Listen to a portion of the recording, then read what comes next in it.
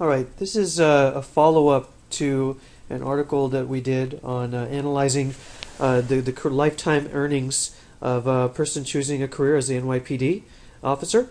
As a follow-up to that, I wanted to quickly go back and look at how much the costs are associated with a career like that, and seeing kind of what remaining income does that person have post-retirement.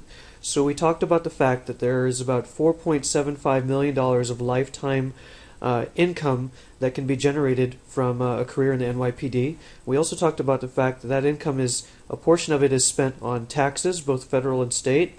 A portion is spent on a home, and the total payments that would be involved with buying a $580,000 home.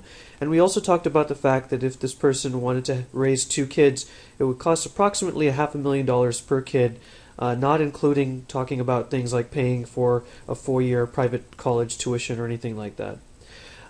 Going back and looking back at the costs in more details, something that we didn't include that we want to talk about today is that what goes out of your paycheck on those bi-weekly paycheck statements is far more than what we included before.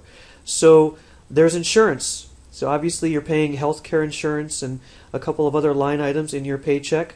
There's auto insurance. There's the lifetime amount of money you'd spend on food.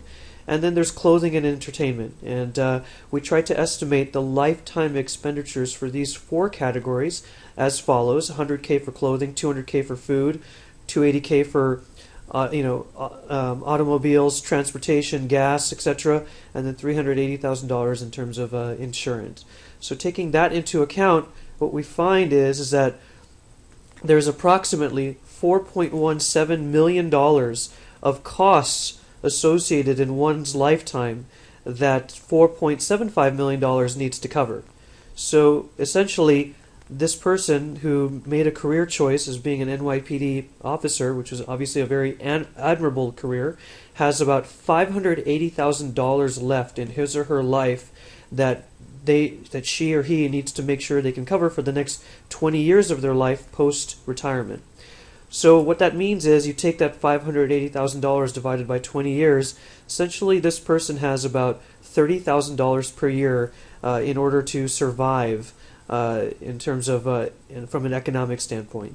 Now, there are certain things we missed in terms of including Social Security payments and any gains from investments, but there are other things we still haven't included in terms of the cost of any outstanding debt they may have, healthcare emergencies, any other expenses we didn't include outside of the 4 we identified, and any loss of any investment opportunities that they went through. So there's still work to be done in terms of refining this analysis, but as you can see, it's not a home run in terms of having a nice cushion of funds available for post-retirement income for a person who chooses this career. So it opens up questions in terms of what are we doing to make sure that the economic status of someone who chooses a career like this is stable and secure post-retirement. And as you can see below, here are some of the sources that I use for this analysis. Thanks.